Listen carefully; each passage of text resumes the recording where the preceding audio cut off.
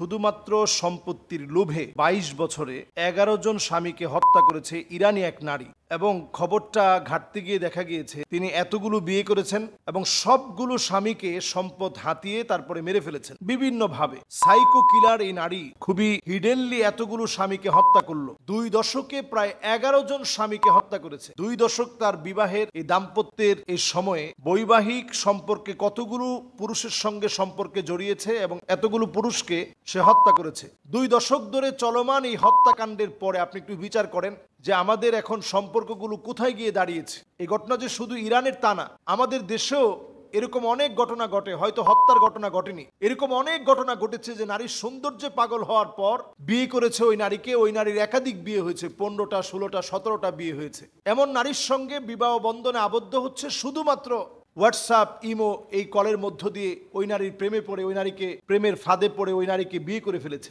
এই সব সংগঠিত হচ্ছে ফাযফার বিযাতিদ দ্বীন। আমরা দিনদারিকে প্রাধান্য দিতে পারি নাই, সৌন্দর্যকে আমরা প্রাধান্য দিয়েছি, আমরা প্রাধান্য দিয়েছি অর্থবিত্তকে, আমরা প্রাধান্য দিয়েছি নারীর বংশমর্যাদাকে, আমরা সব দেখেছি। কিন্তু ফাযফার বিযাতিদ দ্বীন তারিবাত ইয়াদাকি, নবী সাল্লাল্লাহু আলাইহি সাল্লাম বলেছেন যে যদি তোমরা দিনদারিকে প্রাধান্য দিতে এটা তোমাদের জন্য বরকতপূর্ণ হতো।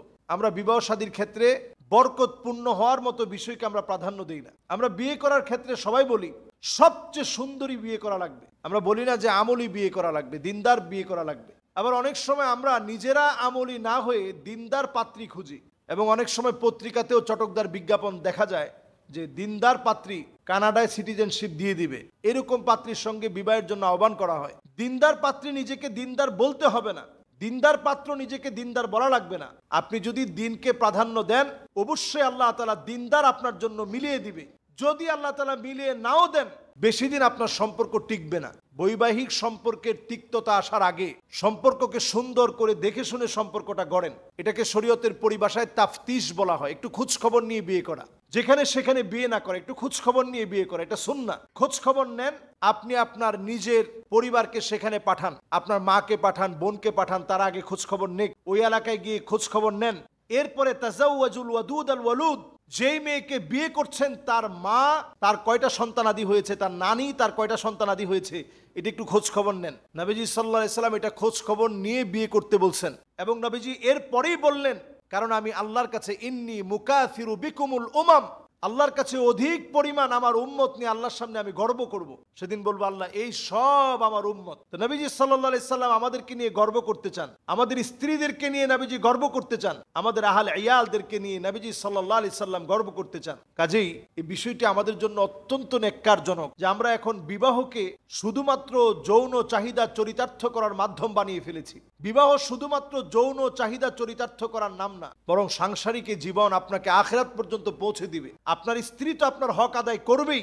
এটা যদি তাওয়ার ভিতরে যদি রুটি গরম করতে থাকে ওই মুহূর্তেও যদি আপনি মনে করেন যে এখন আমার চাহিদা পূরণ করা দরকার, ওই মুহূর্তে আপনার স্ত্রী আপনার চাহিদা পূরণ করার জন্য বাধ্য শরীয়তের আইন অনুযায়ী। আর আমাদের বাংলাদেশে অলরেডি এই বিষয়ে আইন হওয়ার জন্য চেষ্টা চলছে যে এটাও জেনার শামিল, যে তার ইচ্ছার বিরুদ্ধে, এটা ধর্ষণের শামিল, তার ইচ্ছার বিরুদ্ধে গিয়ে আপনি কোনো কিছু করলে এটা ধর্ষণের শামিল। অথচ নবীজি সাল্লাল্লাহু আলাইহি সাল্লাম বলছেন যে গরম রুটি যে কোনো মুহূর্তে পুড়ে যাবে, ওই মুহূর্তেও যদি স্বামী আপনাকে ডাকে তার ডাকে সাড়া দিতে হবে। উটের উপরে আপনি বসা আছেন, উটের হাউদার উপরে, ওই মুহূর্তেও যদি স্বামী আপনাকে আহ্বান করে তার ডাকে সাড়া দেওয়া লাগবে। ইসলামে স্বামী স্ত্রীর বন্ধন অত্যন্ত দামি বন্ধন। নবী সাল্লাল্লাহু আলাইহি সাল্লাম স্পষ্ট দেখিয়ে গিয়েছেন ওয়ামিন আলাহা, সবচেয়ে উচার বাঁকা হাড় থেকে নারীদেরকে সৃষ্টি করা হয়েছে। যদি এটাকে বেশি টাইট দিতে যান ভেঙে যাবে, আবার যদি ফেলে রাখেন তাহলে আপনার উপরে গিয়ে আক্রমণ করবে। আল্লাহ রাব্বুল আলামিন আমাদেরকে হেদায়েতের পথে আসার তৌফিক দান করুক।